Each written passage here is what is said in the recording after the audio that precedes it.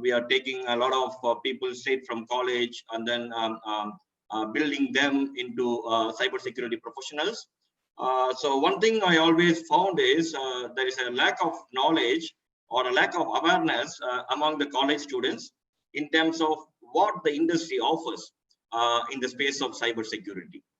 So what I thought was to kind of maybe give a little bit of awareness, some topics of interest that you all can kind of go back to and then maybe start looking at these areas.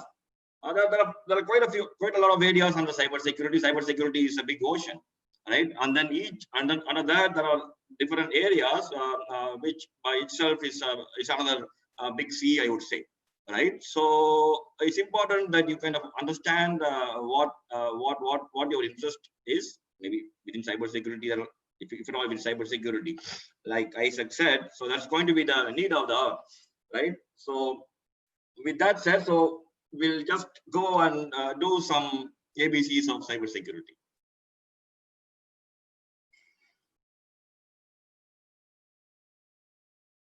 Okay.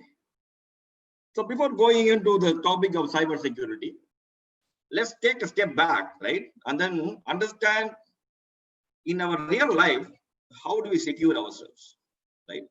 What are the different things that you guys do in order to be safe in the physical world? So once you understand this, then what I'm going to do is going to connect all these topics into the cybersecurity, right? That way it's easy for you to kind of digest and then take this forward. So I will just put some pictures. I think they are self-explanatory by themselves, but then maybe I'll just touch upon some quick aspects around them. So the first one on your left, on the leftmost, right? So that's a house with a lock, right? So we always want to protect ourselves, right? So and then you only will have the key to your house, or maybe one of your family members. So you will not kind of make 100 keys and then distribute to all your even your relatives, right? Even your relatives, or sometimes even your brothers and sisters, you won't give those keys, right?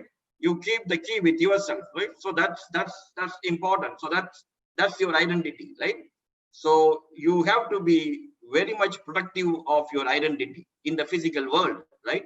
So we'll talk about how it relates to the cyber world later, but I just want to leave this start here. Then the next one is like washing the hands. I think in the current pandemic, it's becoming more and more relevant. So we keep washing the hand, but then our elders always say that you have to wash your hands, legs whenever you go out. So that's because like you kind of encounter a lot of things when you go out, and then when you come into the house, then you kind of make yourself a little clean so that you don't carry anything into your body and then get sick, right? Then the third one is like, if you can see, there is a building being constructed. So when you construct anything, right? When you construct anything, it has to be secured by itself, right? So you cannot construct something which is kind of open-ended, right? Whenever you construct a building or anything for that matter, you will always do a closed, I mean, you will close it, then you will kind of then give it the opening with the door or whatever, but then there is a closed surface that you always build, right? So that's the construction. So when you construct anything, the security aspects is always in your mind, knowingly or unknowingly, right? Then the last but not the least, then you have this security guy, right?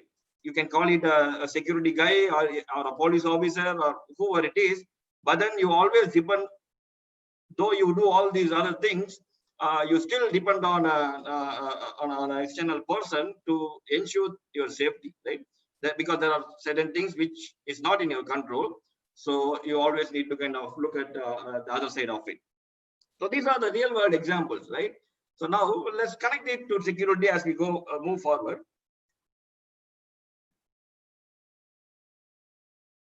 So simple definition, right? I haven't struggled a lot, but then like just a simple definition. What is cybersecurity? It has to protect, like Isaac was talking about, people being more online nowadays, watching everything in the internet, and the internet is becoming very a normal or a common thing nowadays for people around. So basically, what do you do when you access something from the internet? Ultimately, you're trying to reach to some information, right? There are a lot of technology, there's a lot of network and devices and servers and everything involved, but then ultimately the user is trying to access some information at the end of the day. So cyber security is by going by the definition of it, you can always read it. I don't need to kind of completely read the definition, but it's basically trying to protect and recover, right? Whenever there is a threat or an attack to any of these devices, and then ultimately the information that is lying beside that, right? So that's all about cybersecurity. It's a very simple thing, but then there is a lot of things that you need to do to ensure that you reach to that state, right? If I compare that with some of the organizations that I work with, there is a lot of areas the organizations are lagging today, right? With respect to cyber security, the maturity of the organizations, right, is not up to the mark. If an organization says I'm at like 50%, 60% of achieving all my cyber security controls, then they have done a good job, right? So there is a lot to do, and there's a lot of areas to cover. So that's a simple thing. So I will just move forward. So then coming to the next slide. So this is the building blocks, right? So like I said, cybersecurity covers a lot of areas. So these are like, you can go and can maybe make a note of these, or maybe the slides will be given to you. You can go and do study on each of these topics for months together, okay, or even years together. Each area by itself is a big area. So the security and risk management, right? So everything is about the risk to the information at the end of the day. So how do you manage that? So that's one area. Then identity and access management. How you protect your identity, how you protect the access to the information the user needs, right? Then you have the security architecture. Like I said, when you build something, it has to be built into the like the foundational element of anything that you build. So that's one area. Then communication network security. So this is all about your firewalls, routers, switches, VPNs, so on and so forth. A lot of communication channels today, even your mobile for the matter, right? You are accessing a lot of things from your mobile phones, and that needs security as well. So then the next one is asset security. So some of these topics are more organizational oriented. So I will not go into the deep in this session, but then I just want to touch upon the topic. So the asset security is about like how you protect your assets, right? Your servers, your databases and whatnot, like whatever your application is an asset, right? Whatever you develop, whatever you publish in the internet world, that becomes an asset basically. So now when you share your photos in Facebook, you have the control to actually allow people to access it or download it or maybe share it. So there are a lot of things that comes into play. So that's about the asset. I mean, from an organization perspective, it talks about the organizational assets in terms of the servers and other things that I mentioned. Then the security assessment, right? So while we put in a lot of things and technologies in play, it's always important to kind of keep checking whether you're doing right, whether you are doing enough, right? So that you can take some required steps to make sure your information is protected from any hackers, right? So then the security operations, like I said, like all that you do, still you need an external eye to sit and watch, right? Like what's going on, who is coming, who is going out from the cyber perspective, right? What kind of traffic is coming into in your organization, what is going out, okay? All that can be monitored, right? So that's about the security operations. So the last one is the software development security. So that, like I said, like when you develop something, so you have to have that kind of principles built into your development cycle, right? Then it becomes even more useful or even more protective when you actually finally deliver the solution. Okay, so if you notice, I have actually highlighted only very few things in the green dots. So we will spend some time about each of these the green ones in the next few minutes, and then maybe I will open up for questions, and then we can kind of more do a discussion kind of thing. So let me start with identity and access management, which is very relevant for every individual, be it within the organization or outside as a normal user. This is a very foundational thing that everybody should be aware of, right? So as you can see, again, a definition is always there. There's a framework of policies and technologies to ensure the right people have the right access, right? So there are a lot of things that are happening in this field, right? So like I said, it appears so simple, but then there are I would say like around a million or a billion of opportunities in this space, right? So let me kind of take a step back and see. Try to relate it to a simple example, right? So now you're all in college, and a lot of staffs attending. Everybody has access to emails nowadays. So you have a user ID and password. You have bank accounts. Every bank now gives online access. You have user ID and password. Then you have mobile apps. For many of the things we use mobile apps now. So everywhere there is a need to authenticate you, right? So the authentication is nothing but you have to prove who you are, right? Now, if I have to prove in a physical world, if I take an example of a physical world, now you enter the college, then the security stops you there and asks you for a proof of identity, right? So what do you do? So you then show your identity card. So now, so your face and your whole physical body is the identity, and actually if you look at it, your identity card is actually the password for you to enter the college. Now there is a person standing and then checking, okay, the photo in the identity card is matching with the person that I'm seeing in front of me. Okay, so you go in. So he first recognizes you and then he lets you in, right?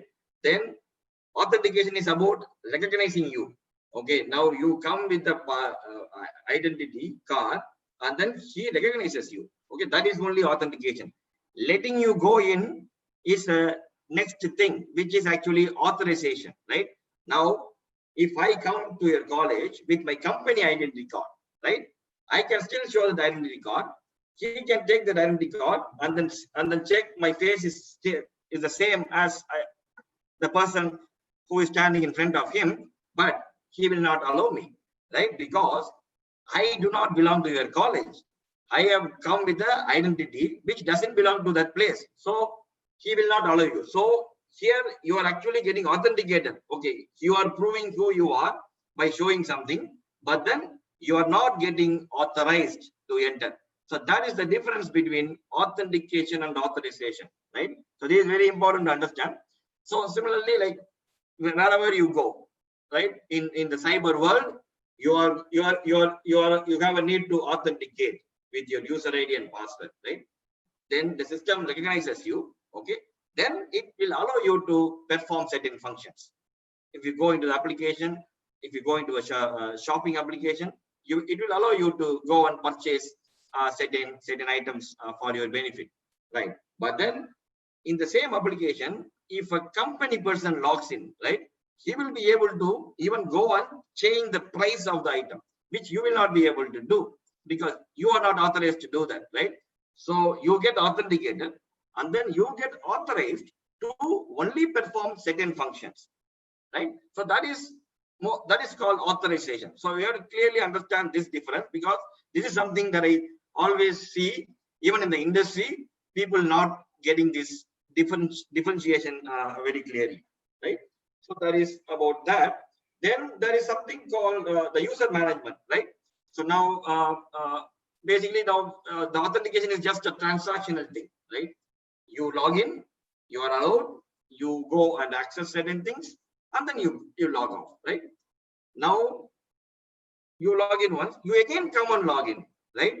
So you have a continuous relationship with that particular website or whatever you access, right?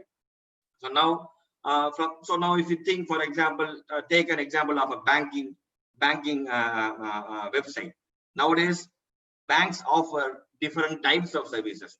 You can open a bank account, then you can also take an insurance policy, you can apply for a loan, you can apply for so on. I mean, a lot of things you can do in the bank.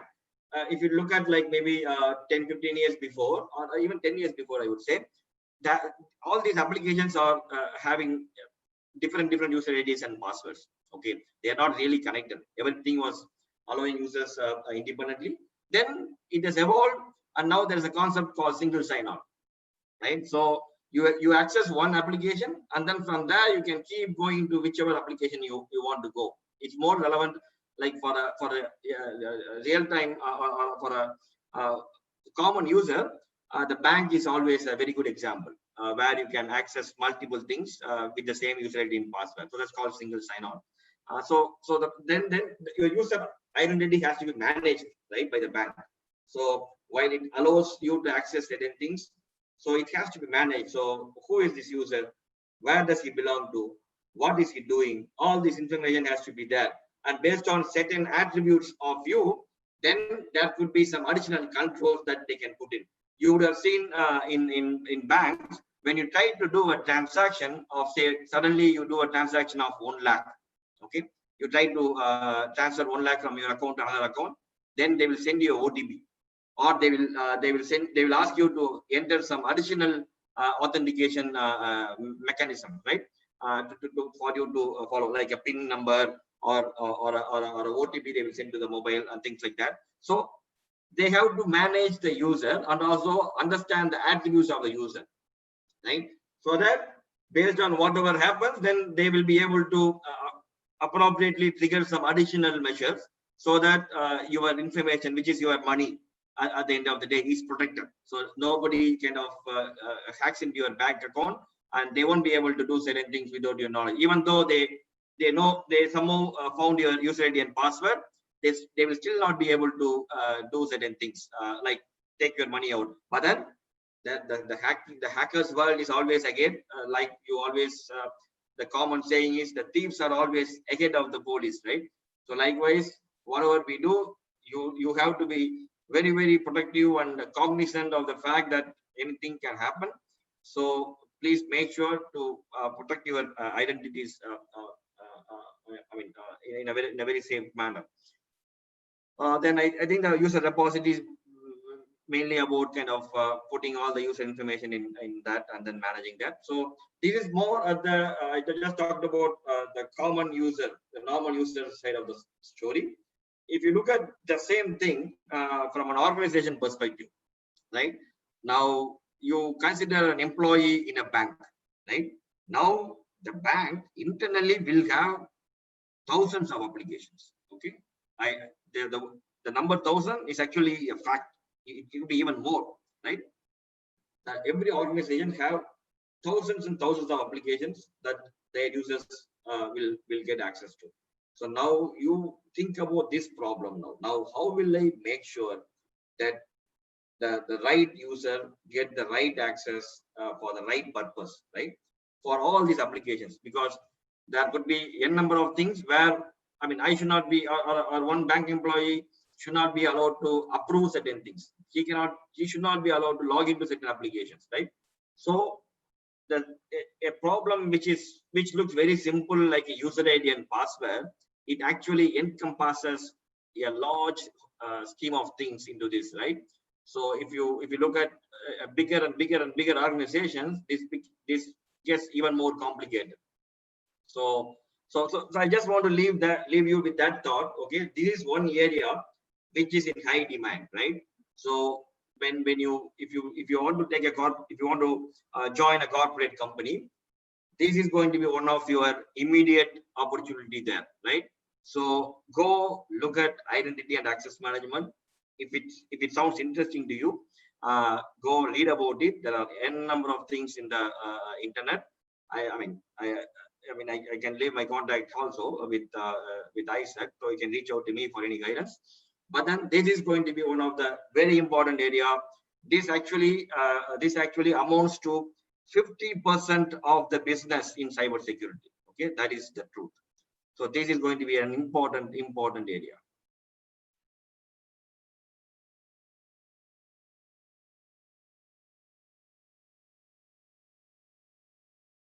Okay. Then the next one. So now with the previous slide, I was just relating that with the real world example. I think you would have got it by now. It's about protecting the identity, right? So in the real world, you have the locks and the keys and the lockers and things like that to protect. So in the digital world, you have your identity alone, and you need to be very much aware of it and then protect it, right? So don't share passwords with anyone. That's a very simple advice I can give.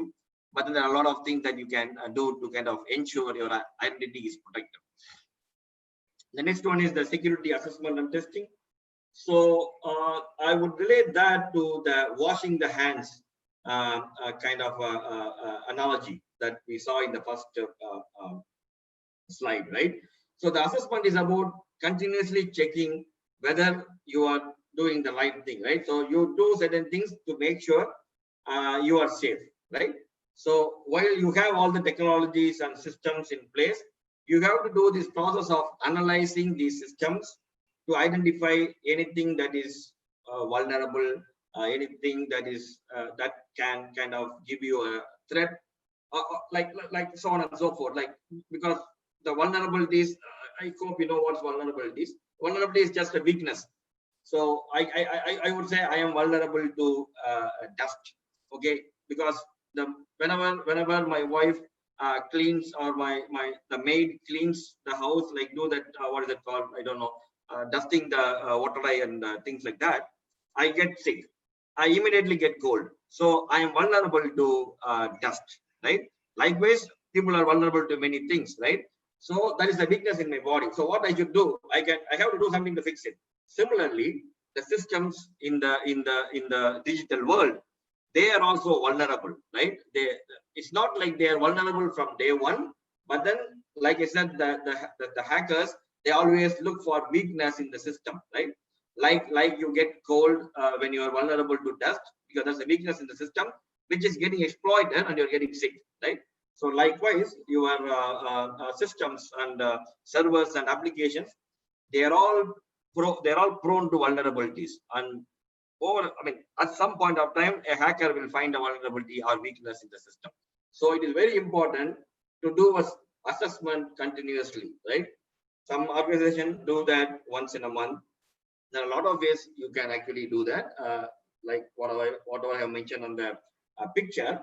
So you do a comprehensive risk assessment, or you do a security auditing to ensure like whether whatever processes are put in place or happening correctly or not. So all these things are even applicable to a real world user. Okay, while I talk at the organization level, but then to protect your identity, to protect your own house, you can still follow this, right?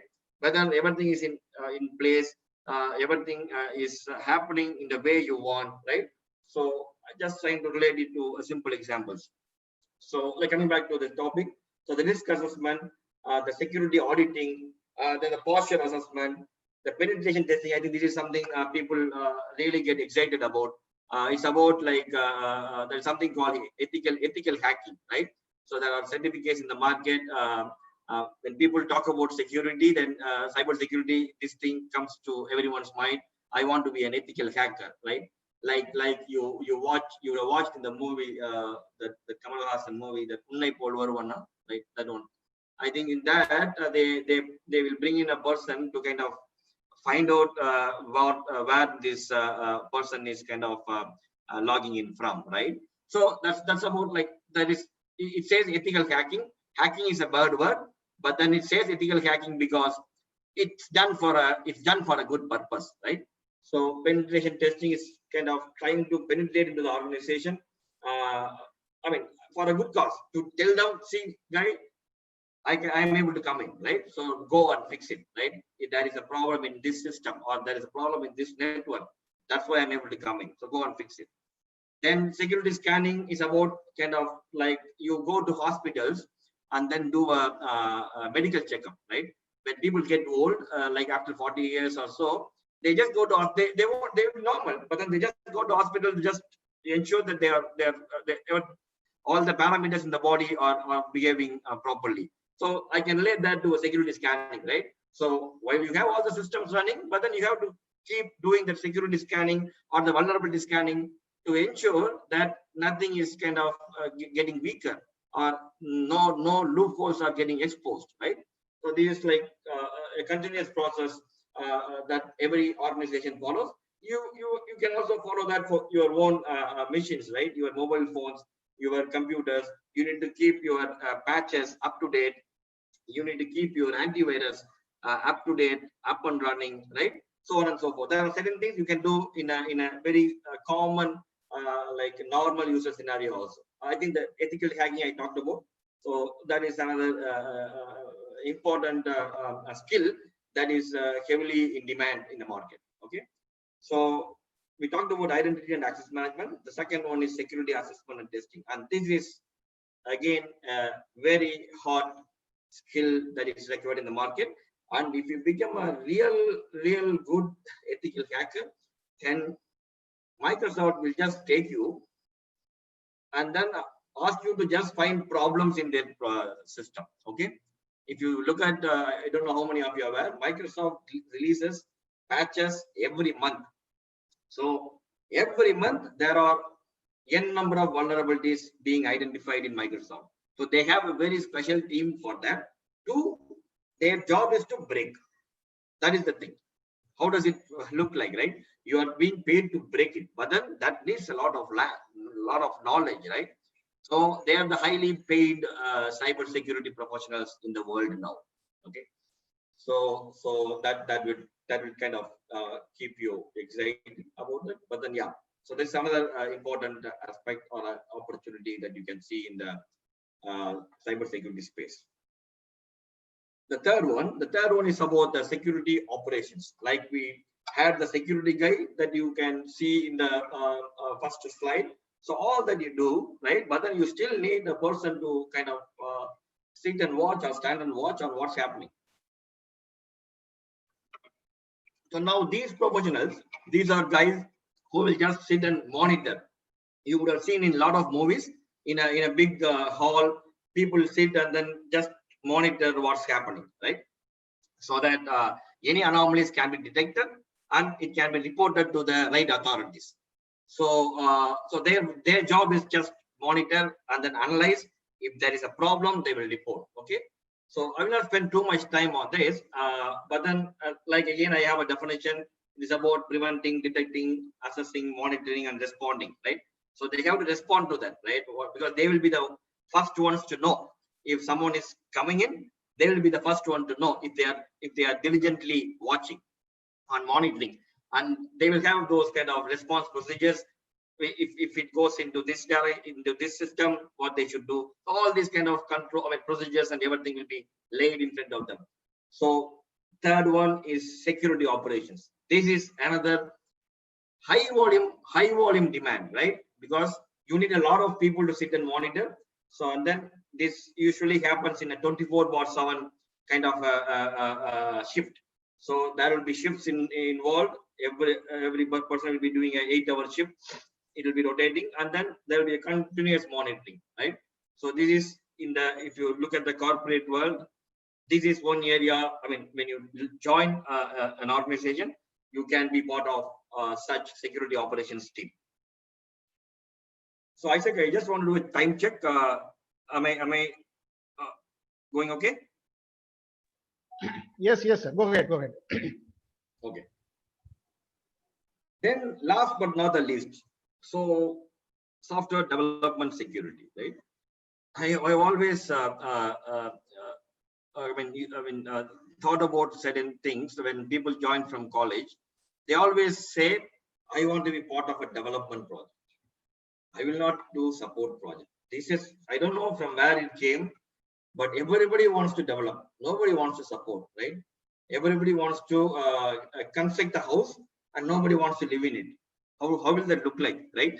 So please understand, okay, when you get into the industry, it is not about development or support or maintenance or nothing. You do what is given to you. I personally, I myself, my first project was a maintenance and enhancement project. I didn't develop anything from scratch, okay. But then I was just given hundreds of thousands of lines of code which I need to understand and then maybe add. At the end of the day, I will be only adding like 3 lines into the code, okay. But then to add the 3 lines, I need to understand 1,000 lines. So every kind of opportunity, it has its own learnings. Because the moment I saw this word development, I just thought about it. I thought I will tell you about what I have seen from people who have joined as from the industry. Everybody wants to develop, nobody wants to support. Okay, so now coming back to the original topic on software development, right? So the problem with development is like people want to develop functionalities, right? So the problem is when you try to develop functionalities, when you try to keep enhancing, at some point of time, you will lose the importance for security. Right at the end of, you will want to do certain things very quickly. You will go search certain code, you will put it here, you will put it there, but then you will not realize that you are building an application which is going to be vulnerable, right? That relating to the topic that we saw a little while before. So it is very important. The security flavor is embedded into the software development cycle. I think in colleges, I would think you would be developing a lot of small applications. It may be a library management system, a hospital management system, or even an attendance management system, things like that. So whatever you develop, right, you take that security mind within you, and then understand what I'm developing a functionality which is good. This function is going to be helpful for the people. At the same time, if I don't consider the security aspects, then people are going to be affected, right? While I'm trying to give them a functionality, they will try to consume it, but rather instead of getting benefited, they will get affected. So keep that in mind when you develop softwares or systems or whatever you do in your career. So it's important to have that embedded into the life cycle of software development. So as you can see, it's all that some training. When you do requirements, so when you identify the requirements, you need to also think from, okay, I developed some application, I will have some functionalities, but then what are the security requirements, right, for this application? What kind of authentication I should do? What kind of communication channels I should establish? Whether I should be publishing it in the internet over SSL communication, or what is there in the newer trends? What kind of authentication should I give? A biometric authentication? Things like that should come in from the very foundational requirements gathering. And then you have this planning and design. When you design, the same thing applies. When you implement, when you test, everywhere you need to have that security flavor embedded, right? Otherwise, whatever you develop, it will go useless. If it doesn't have the security, nobody is going to buy that, right? People will buy something only when it is helpful for them, and also when it will not do any harm to them, right? So these two aspects are very important. So this is another very hot area, like to be part of software development security team, right? So your job will be to kind of understand the security aspects and ensure all the development that happens. There are millions of billions of codes that are being written as we speak, right? So that much technology innovation is happening. So this is again another very key area, to be part of a group who can inspect your code and then ensure that the code is written in the right way, and get it fixed when there is a need to. So that's about the software development security. So like I said, there are eight topics we saw in the second slide or third slide. So I only wanted to touch upon these 4 topics, which are going to be relevant for you guys. when you get into the industry. So read about this and then pick up your interest. If there is an interest in one of these areas, go deep into that, become an expert, right? So like I said, I have been telling this from here and there when I was going through these slides, but then there is a great opportunity ahead, right? So now, how do you go and grab these opportunities, right? So now I'm going to again connect it back to the title of this session, which is your A, acquire the knowledge, B, be the best in whatever you do. So the be the best has to be understood very clearly here. I'm not saying you have to be the best in your college, nothing like that. You be the best among yourself, right? Whatever you can do within yourself, do it in the best possible way. Then you can conquer the world. So I think that's the ABC that I want to touch upon when I talk about cybersecurity. That is all I have, Isaac. I am open for questions. Thank you, Mr. Paul, for your wonderful session. And there are questions raised from our students, and a few kind of questions I can group together because those questions are going towards one direction. One question asked like this: is there any unique course for cyber security? And sir, where we have to go and learn ethical hacking, how to become a hacker?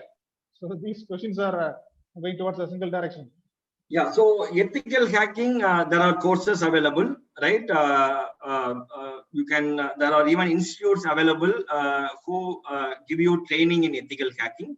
But then with the amount of information in the internet, okay, you can sit at home and then you can learn. Okay, one thing that you need, that I want you all to understand is, don't go into a templatized mode, right? The thing that our education system has put us in a manner that you always look for lessons. Okay, lesson 1, lesson 2, lesson 3, lesson 4, and then I'm done. Okay, if you really want to become an ethical hacker, go into an open internet, read anything and everything that is about ethical hacking, right? Then you don't need to go into any institute, you will learn it by yourself. But then don't go into a templatized mode. And while I can suggest you, maybe I will share that with you, Isaac, later, what are the options available. But then the message I want to pass is, do not stick to one lesson, one course I have completed, I become an ethical hacker. No, I have never done any, I've done only one certification in my 20 years of career, for that matter. Okay, so certifications, yeah, they are important, but then, or learning courses are important, but then go into the internet. A lot of things are available, you can learn it all by yourself. But then I will give you the courses for the ethical hacking, Isaac. That's the thing, right? Ethical hacking later thing. Or generally anything in cyber security, how they can learn, right? That was the question. Yeah, they're asking about the ethical hacking. How can I become a hacker? Yeah. So you don't need, you shouldn't become a hacker. You have to become an ethical hacker. I don't want you to be. I don't want you to be behind the bars. Yeah. Another question: how one student asked, how the hackers hack the mobile by sending a single message? Okay. So basically, see, there are different. Hacking is an execution. Okay. There are two things. Okay. If you look at the some police stories, there is something called murder, they say. Okay, there's a murder happened. Okay, murder is instantaneous, instant. Okay, the fight will be going on, someone will get angry, they will kill the other person. That is murder. Okay, then there is called planned execution. Finally, they will kill one person, but it will be planned. If you see some movies, they will do that. First day they will go find where he is going, how he is coming. So that is called execution. So the hacking, many of the hacking is an execution. It is not a, certainly they just don't hack you by that message. Okay, they have already collected a lot of information from you through that execution. Then the message is one aspect through which they will maybe ask you to reply or maybe collect some additional information, or they will send you a link.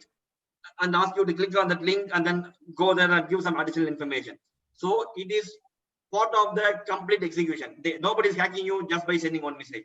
Unless there is a link in it, you go and get caught. That is possible. But then typically it is an execution. Okay, sir. Another question. Another student asked, despite our advancement in cybersecurity, we are still vulnerable to hackers. Hence, where are we lacking? Where hackers are finding a loophole? Yeah. So, like if we relate it back to the development, software development security, right? We are lacking there. So our foundation should be made strong, right? So the security should be within everyone. Now, security is considered as a separate domain, okay? But all the applications that are being developed, they are not developed by the cybersecurity professionals, correct? They are developed by each and every individual application teams, okay? So everybody should have that flavor in themselves, because as a cybersecurity person, I can easily find out, okay, this is the problem in this code from a security perspective. That is why it is very important for the development teams to know about cybersecurity. So we fix this problem at the foundational level, right? So obviously hackers know it is not happening. So they keep waiting. Okay, oh, this one application is coming. Okay, fine, I will wait. It is going to anyway give me some options, right? So that is how it happens. So that's it's not it is not that we do not know the things.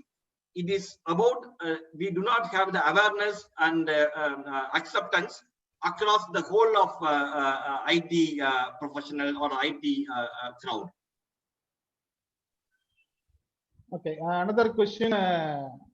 Maybe from your experience, they are asking. I think employees can use their authorized access to an organization's cloud-based services to misuse or access sensitive information, though data are being encrypted. Have you ever encountered problems like this in your service? Yeah. So that is called insider threat. The industry terminology for that is called insider threat. I have not done it myself, so I am not an insider. But then I have seen people who got caught. Actually, they didn't do anything intentionally, okay? But then every organization, for instance, like TCS, where I work, they have a lot of security controls put within the organization network, right? If you do something wrong, then you'll get caught, okay? But then, yeah, that would be loopholes. If you are a hacker, you will be able to sometimes penetrate. But then that is why we always say it's an ethical hacking that you learn. You don't learn hacking to come into an organization and hack their information. But then even if you come with the hacking skill, it is not going to be easy. I have seen people who got terminated because of misusing their privileges, right? There are systems. I cannot even send email from my TCS email box to a personal email. It will get blocked. It will get monitored. Okay. So a lot of control. It's not easy, but I'm not saying it's impossible, but it's not easy. But then I would not recommend anyone carrying that kind of intention. Okay, another few more questions, and you can club it, you can summarize this one. You can give answer. Sir, how can we save from some hacked ID? Another question: how to prevent from getting our account hacked? How to make sure that we are having a safe account? How to secure myself or my device? How to protect ourselves from hacker? Okay, so the very fundamental thing that we can do is the password you can keep changing. Okay, and then password has to be strong. Okay, do not use passwords like ABCD123. Okay, it can be easily found. Okay, because when the hackers they have a dictionary of commonly used passwords. Okay, there's a dictionary of commonly used passwords that the hackers have. Okay, so ensure your password is a combination of letters, numbers, special characters, uppercase, lowercase, like that. Don't say people. I have seen passwords like not seen passwords. I've known people using passwords like their date of birth. Okay, if I'm Paul Naveen and I born in 1979, I will say Paul 79. Okay, all these things can be easily hacked. Okay, so ensure your password is strong and it is frequently changed. Okay, that is one. The number one is someone talked about the mobile thing and all. So do not blindly go and download anything from the mobile. When you get a message, like we are talking about the other question, there's a message that comes with a link in it. It will say fabulous offer. If you click on it, you are a lucky participant. You can win 50 lakhs. Our guy will be excited. Oh, I will get 50 lakhs. I can stop my college. I can go and build my college. He will click on it. Don't do that. Okay. Anything that is tempting in the digital world, take a step back and understand whether it is. Sometimes it could be valid also, because a lot of retailers, they put their offers and all. But then anything that tempts you to do certain thing, don't do it. Come back, ask a question, analyze, and then only do it. And the other thing is, like your laptops and your mobile phones, there are a lot of antivirus, anti-malware. Those kind of tools are available. Something are even free tools are available. Even if you're not able to pay for it, at least use a free tool, get it installed in your computers and devices. Okay. Another two questions. How to find that my device is hacked or my account is hacked, and what should I do if my account or device is hacked? Okay.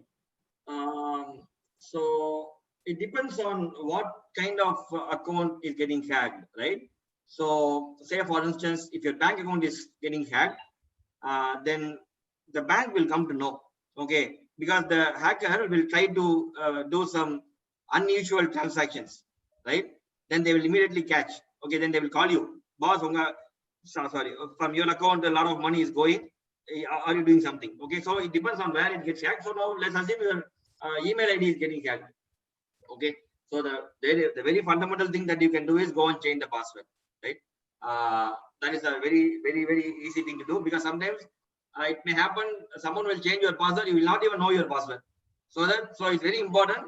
You should remember the security questions that you usually give when you register for the account, right? Or your there are some they will ask for an alternate email ID when you register for emails.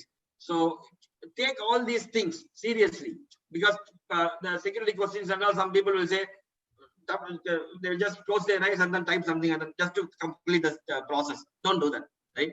Whatever is being provided, so follow that judiciously, so that when you get into a problem, that is what will help you, right?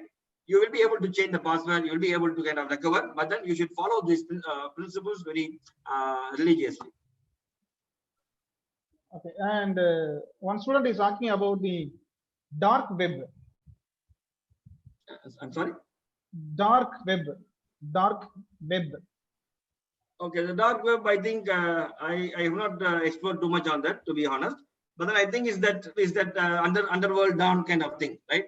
That's the hackers den or dark web. There are a lot of terminologies used in the market to kind of denote that group of people, right? So they kind of get your information. The information ultimately they sell your information, right? So that's, yeah, the dark web is kind of one of those kind of hackers group, I would think. Okay, another question, slightly they just touch the political view. I think India has always been prone to cybersecurity attacks, even which includes PM Modi's official account being hacked. What will be the background problem? Is this also a reason for low foreign direct investments? No, I wouldn't link that way. Okay, let's take the first thing, like why someone's account can be hacked. Okay, so we talked a lot of things until now. Okay, if someone is not following this properly, it will get hacked. Okay, so yeah, PM Modi, he is not going to monitor all these things every day. So he will have a team under him who is responsible for monitoring his account, doing all these things. So if someone there could be like an insider, right? That will be an insider also who can do that, right? Or someone can be careless and then let go some credentials and things like that. With that, they can do that. So so the investments and other things, as long as you have the knowledge, there are a lot of investors. they are ready to pay for your knowledge and skill if you can prove that you can develop certain things with a good purpose, right? So there is no lack. I mean, there are a lot of investors forums. Maybe I can share that with you as Isaac later. You can go with a proper idea. You can easily get. I mean, not easily. I mean, they can even invest as much as $1 million to a startup in India. So that's 7 crores rupees, right? So it's not that there are no investment. People are ready to invest. You have to have the idea and purpose. Then it is possible. Okay, the last question. Using VPN is legal or illegal? That's me. Okay, using VPN, like I use VPN to connect to my office network. That's legal, right? So the answer lies within you. Okay, I cannot tell you whether something is legal or illegal. VPN is a technology. It can be used for a legal purpose or an illegal purpose. So if the intent is good, it's legal. Okay, sometimes like Valluvar's word, right? Poimayum vaaimayiruthu nannai payakumenin, like that it will come, right? So sometimes maybe you will do a wrong thing, but for a good intent. So then it's a very personal thing. I cannot. VPN is a technology, okay, but people using VPN for a wrong intent to avoid paying someone, you use a VPN, then it's not the right thing, right? But then if you do it for a good purpose, then it's the right thing. So you cannot really say VPN is good or bad. It's about the intent of using VPN that is being under question. Okay, that is the end of the question, and most of the questions are repeated. So I think all the questions are answered. And thank you, Mr. Paul. Really, it was a wonderful session.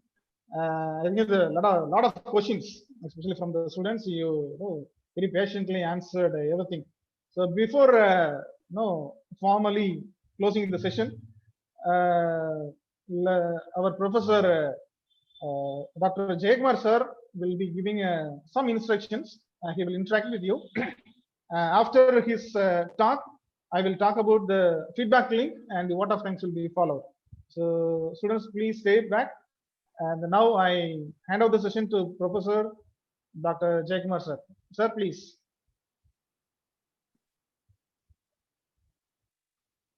You begin. Unmute பண்ணுங்க சாரோட.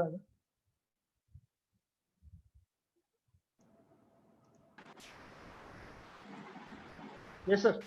Okay. Good evening, students. First, introduce myself. I am Dr. M. Jaykumar, Associate Professor, Department of Computer Science, IGNOU College. Additionally, I am serving as a IGNOU Assistant Coordinator, our college. I don't take much more time. I would like to say a few words related to IGNOU. How many of you know IGNOU? IGNOU means Indira Gandhi National Open University. IGNOU is a world largest university. IGNOU is a world largest university. IGNOU established in the year 1985. The headquarters located at New Delhi. More than 40 lakh students are studying in IGNOU in around the world. The IGNOU study centers are 40 countries to support the IGNOU study center in the world. So more than 40 lakh students are studying in around the world. Bishopur College is one of the nodal center in IGNOU since 1985. There are 2 regional centers in Tamil Nadu. There are 2 regional centers in Tamil Nadu. One is Madurai, another one is Chennai. Our college, Bishopur College, under the control of Madurai Regional Center. Our college study center code, simply to say LSC, Learning Support Center. Learning Support Center 2504.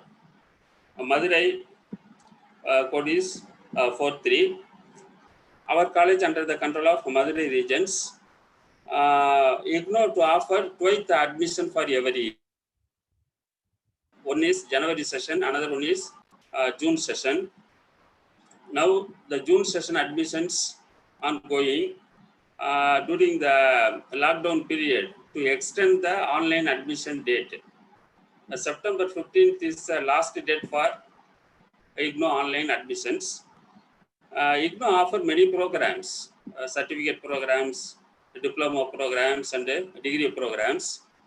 The students can studying in a UG program at the same time to register one certificate program. Existing scenario, our college students to register one certificate program or one PG diploma program at the same time.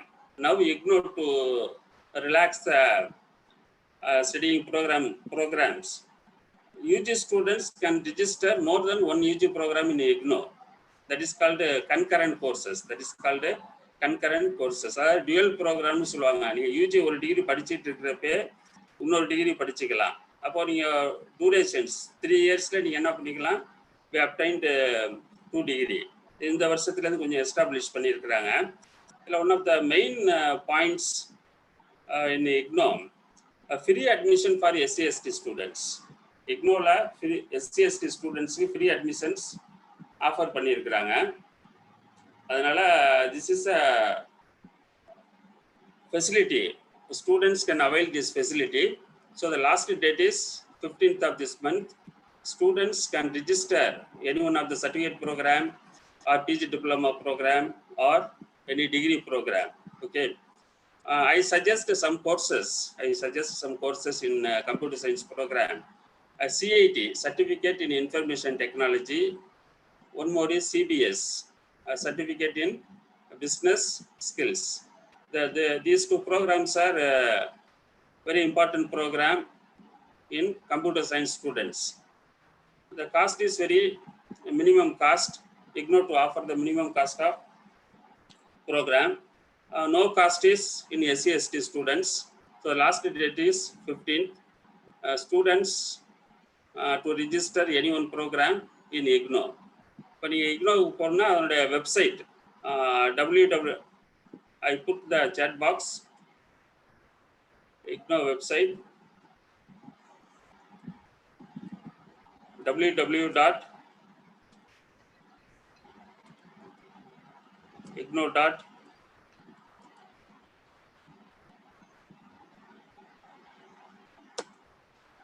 www.ignou.ac.in. This is a IGNOU website.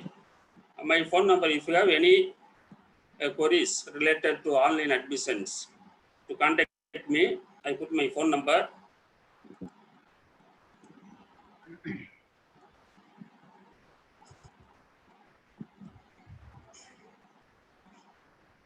Nine 9486917557. இப்போ நீங்கள் வந்து online admission பண்ணுறப்ப you concentrate on 3 important points. One is LSC. Our college LSC code is, kindly note it,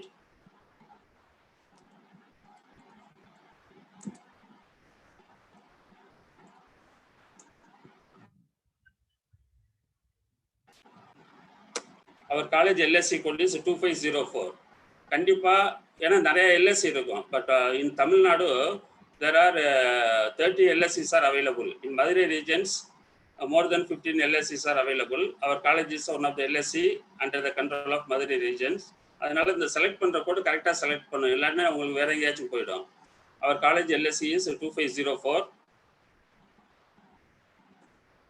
Then Madurai Regional Center.